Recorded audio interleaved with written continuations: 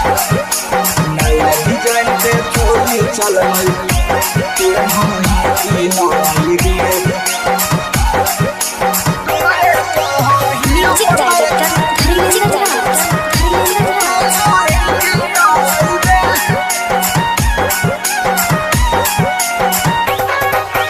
नया डिजाइन के चोली चलई पेन्ही की नई गे। नया डिजाइन के चोली चलई पेन्ही की नई गे। तोरे कही पतर की पेन्ही की नई गे। तोरे कही पतर की पेन्ही की नई गे। नया डिजाइन के चोली चलई पेन्ही की नई गे। नया डिजाइन के चोली चलई पेन्ही की नई गे।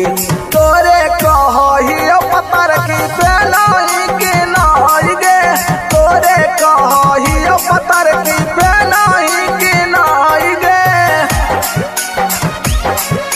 नया डिजाइन के चोली चलई पेन्ही की नई गे।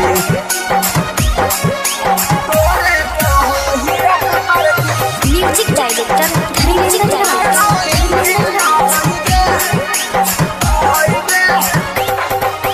गे छौरी हकी नहीं बुतरू तोरा हमें कैसे की नहीं औगे। नया डिजाइन वाला चोली बोलना कैसे पहनौगे। गे छौरी हकी नहीं बुतरू तोरा हमें कैसे की नहीं औगे। नया डिजाइन वाला चोली बोलना कैसे पहनौगे। नालंदा के नानी चोलिया की नई गे। नवादा के नानी चोलिया की नई गे।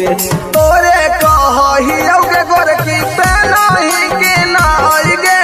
तोरे कही सवर की पेन्ही की नई गे। नया डिजाइन के चोली चलई पेन्ही की नई गे। म्यूजिक डायरेक्टर धीरज राज।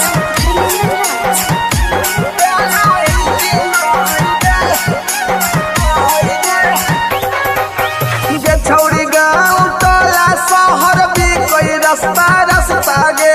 कलर मिल है नया ऐसन बड़ी सस्ता सस्ता गे। गे छौरी गाँव टोला शहर भी कोई रास्ता रास्ता गे। कलर मिल है नया ऐसन बड़ी सस्ता सस्ता गे।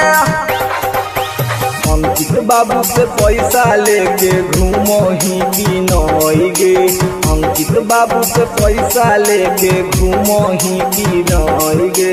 तोरे कही मोटकी पेन्ही की नई गे। तोरे कही छोटकी पेन्ही